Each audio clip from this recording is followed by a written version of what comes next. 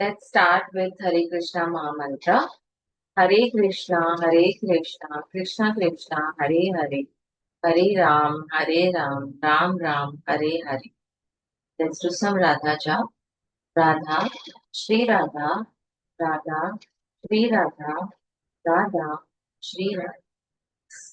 We are reading Bhagwat Geeta as it is by His Divine Grace, A.C. Bhaktivedanta Swami Prabhupada, founder Acharya of International Society Krishna Consciousness.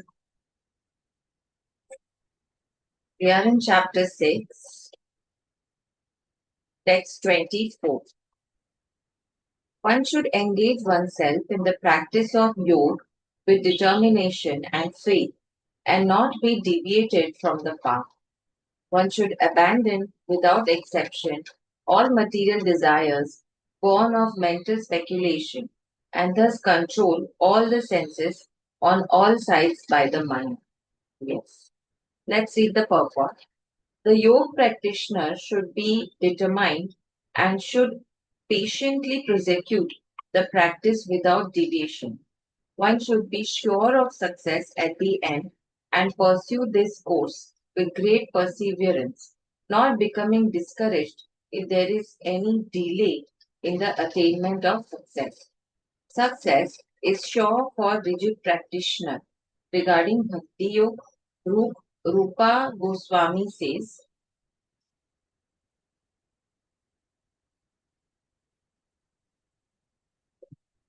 in quotes, one can execute the process of Bhakti Yoga successfully with full hearted enthusiasm, perseverance, and determination by following the prescribed duties in the association of devotees and by engaging completely in activities of goodness. As for determination, one should follow the example of the sparrow who lost her eggs in the waves of the ocean. A sparrow laid her eggs on the shore of the ocean, but the big ocean carried away the eggs to its waves. The sparrow became very upset and asked the ocean to return her eggs. The ocean did not even consider her appeal. So, the sparrow decided to dry up the ocean. She began to pick up the water in her small beak, and everyone laughed at her for her impossible determination. The news of her activity spread, and at last Garud, the gigantic bird carrier of Lord Vishnu, heard it. He became compassionate toward his small sister bird, and so he came to see the sparrow. Garud was very pleased by the determination of the small sparrow, and he promised to help. Thus Garud at once asked the ocean to return her eggs, lest he himself take up the work of the sparrow. The ocean was frightened at this and returned the eggs. Thus the sparrow became happy by the grace of Garud. Similarly, the practice of yoga, especially bhakti yoga in Krishna consciousness, may appear to be a very difficult job. But if anyone follows the principles with great determination, the Lord will surely help, for God helps those who help themselves. Perfect.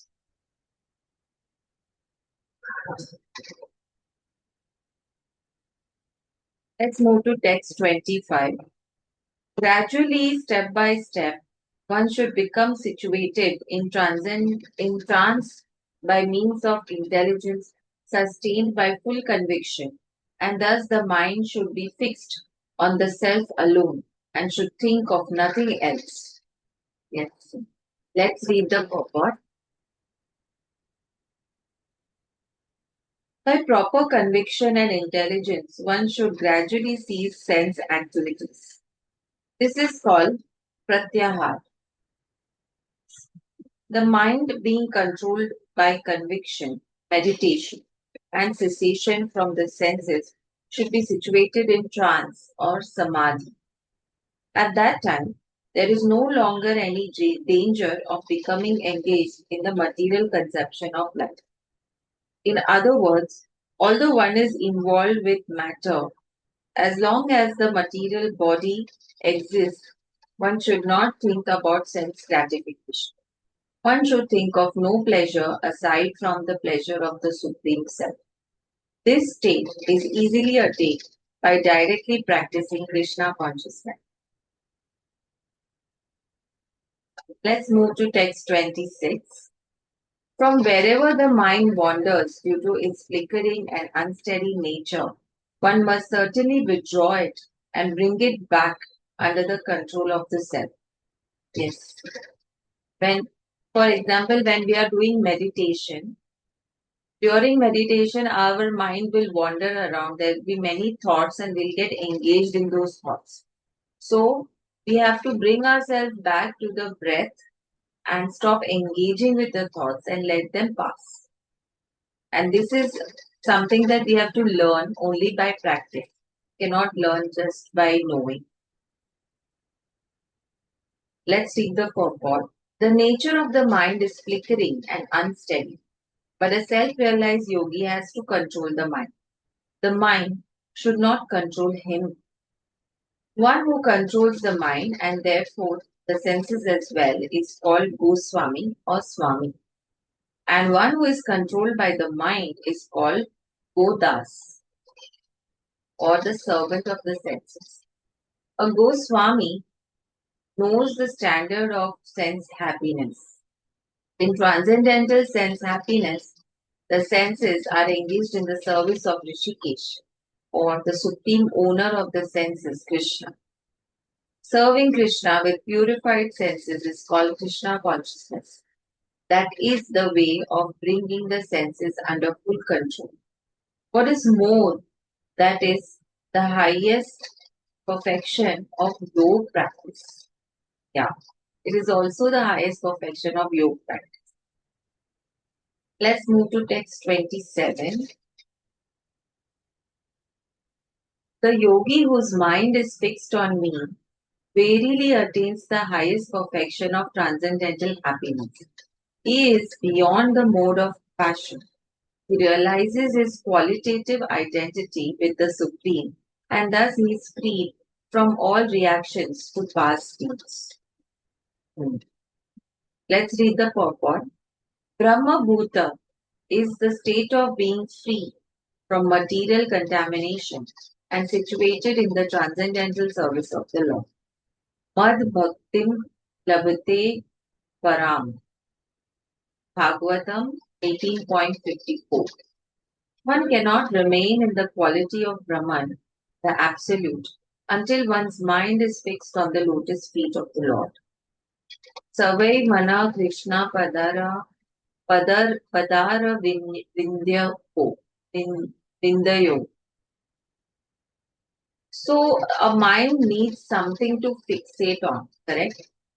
So let's fixate it on the lotus feet of Krishna, and this is like a support to bring it back from moving around, thinking new things and everything, right? So once you are able to bring it to the lotus feet of Krishna, and you are completely focusing on that, and you are able to remain steady and continue to do all your things in during the day, that means you are on the path of achieving Krishna consciousness. To be always engaged in the transcendental loving service of the Lord or to remain in Krishna consciousness is to be factually liberated from the mode of passion and all material contamination. Let's move to text 28. Thus, the self-controlled yogi, constantly engaged in yoga practice, becomes free from all material contamination and achieves the highest stage of perfect happiness in transcendental loving service to the Lord. Let's read the purport. Self-realization means knowing one's constitutional position in relationship to the Supreme. The individual soul is part and parcel of the Supreme, and his position is to render transcendental service to the Lord. This transcendental contact with the Supreme is called Brahma Samspara. samsparsha. Sorry, Brahma samsparsha. That is transcendental contact with the Supreme. So once you are self-realized, you can communicate with Brahman and you will receive answers. So your mind has opened up in such a way that it's able to receive and it is able to even reach there, correct, and talk and and have this conversation without words. Like Manse, for example, it's like a telepathy. Like when you think of someone and someone calls you, how it is because your brain has communicated those thought and that thought has gone into the universe and it has reached. That's how people even do Reiki, you know. So yes, that's called Brahma's Samsparsh. Let's move to text 29. A true yogi observes me in all beings and also sees every being in me. It- The self realized person sees me, the same Supreme Lord, everywhere. Let's read the purport. A Krishna conscious yogi is the perfect seer because he sees Krishna, the Supreme, situated in everyone's heart as Super Soul, that is Paramatma. Ishvara Sarva Bhutanam Hridayadase Arjun Tisthati. Tisthati. The Lord in his Paramatma feature is situated within both the heart of the dog and that of a Brahman. The perfect yogi knows that the Lord is eternally transcendental and is not materially affected by his presence in either a dog or a Brahman. That is the supreme neutrality of the Lord.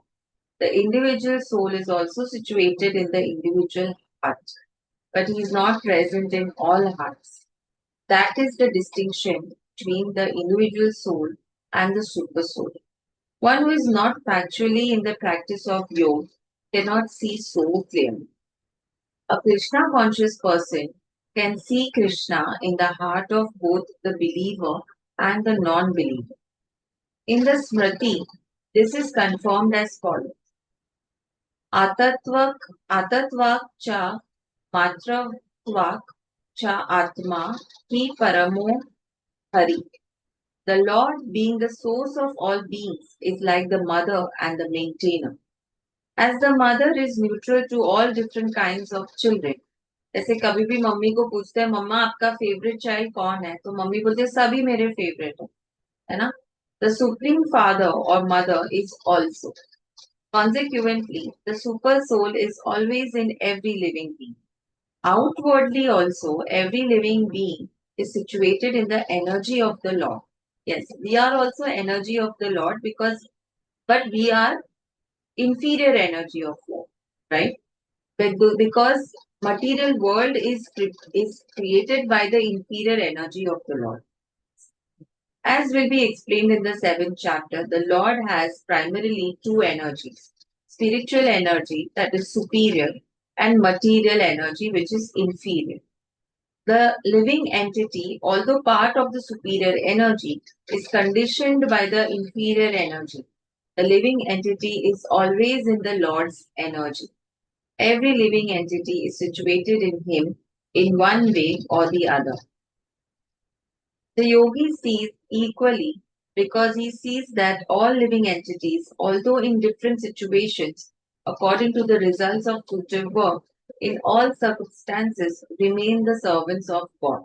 Yes, even when we are in this material world, we are still servants of the God because we will serve the Lord in this material world because this world is created by Him. So it's our duty to keep it, to maintain it, right? While in the material energy, the living entity serves the material senses. And while in the spiritual energy, he serves the Supreme Lord directly. Yes. So when you are born in spiritual world, you can directly serve the Lord. Because Lord is situated in spiritual world and only his energy is situated in material, right? In either case, the living entity is the servant of God. This vision of equality is perfect in a person in Krishna consciousness. Yes. So we start caring for every living entity, right? Let's move to text 30. For one who sees me everywhere and sees everything in me, I am never lost, nor is he ever lost to me. Let's read the purport. A person in Krishna consciousness certainly sees Lord Krishna everywhere and he sees everything in Krishna. Yes, such a person may appear to see all separate manifestations of the material nature, but in each and every instance, he is conscious of Krishna, knowing that everything is the manifestation of Krishna's energy. Nothing can, manifestation means formation. Yeah? You think and it forms, right? Nothing can exist without Krishna, and Krishna is the Lord of everything. This is the basic principle of Krishna consciousness. Krishna consciousness is the development of love of Krishna, a position transcendental even to material liberation. At this stage of Krishna consciousness, beyond self realization, the devotee becomes one with Krishna in the sense that Krishna becomes everything for the devotee and the devotee becomes full in loving Krishna. An intimate relationship between the Lord and the devotee then exists. Yes. So I do for you and you do for me. So they say ना भगवान का कोई मोल नहीं है जब तक उनके भक्त नहीं है और भक्तों का कोई मोल नहीं है जब तक उनके भगवान नहीं. So they are intimately related. In that stage, the living entity can never be annihilated. Yes, annihilated means consumed, destroyed, or seized, basically. Nor is the personality of Godhead ever out of the sight of the devotee. Yes. To merge in Krishna is spiritual annihilation. Yes. When they say that मुझे भगवान के साथ एक हो जाना है, it's called spiritual annihilation. Right? A devotee takes no such risk. It is stated in the Brahma Samhita 5.38 that, in quotes, I worship the primeval Lord, Govinda, who is always seen by the devotee whose eyes are anointed with the pulp of love. He is seen in his eternal form of Sham Sundara, situated within the heart of the devotee. At this stage, quotes close. At this stage, Lord Krishna never disappears from the sight of the devotee, nor does the devotee ever lose sight of the Lord. In the case of a yogi who sees the Lord as Paramatma within the heart, the same applies. Such a yogi turns into a pure devotee, cannot bear to live for a moment without seeing the Lord within himself. So this is one stage when you reach after, and that's the stage when we say that you are Krishna conscious. I think this is the stage after Krishna conscious. Text 31. Such a yogi who engages in the worshipful service of the Super Soul, knowing that I and the Super Soul are one, remains always in me in all circumstances. Let's read the purport. A yogi who is practicing meditation on Super Soul sees within himself the plenary portion of Krishna as Vishnu with four hands holding conch shell, wheel, club, and lotus flower. The yogi should know that Vishnu is not different from from Krishna. Krishna in this form of super soul is situated in everyone's heart. Yes. So they say that there is a Vishnu for every yug, right?